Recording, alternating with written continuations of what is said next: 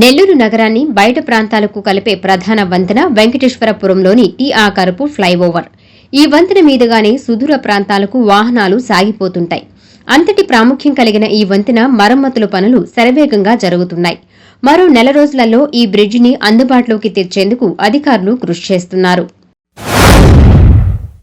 నెల్లూరులో ఒకదాని తర్వాత ఒక వంతెన మరమ్మతు పనులు శరవేగంగా జరుగుతున్నాయి. గత నెల పెన్నా నదిపై కొత్త బ్రిడ్జి అందుబాటులోకి వచ్చిన సంగతి తెలిసిందే. ఆ తర్వాత 100 ఏళ్ల చరిత్ర కలిగిన పాత బ్రిడ్జికి మరమ్మతులు పూర్తి చేసి రవాణా సౌలభ్యాన్ని పునరుద్దరించారు. ఇప్పుడు వెంకటేశ్వరపురంలోని పాత టీ ఆకారం ఫ్లైఓవర్ బ్రిడ్జికి అవసరమైన రిపేర్లు చేస్తున్నారు. దశలవారీగా ఈ పనులు జరుగుతున్నాయి.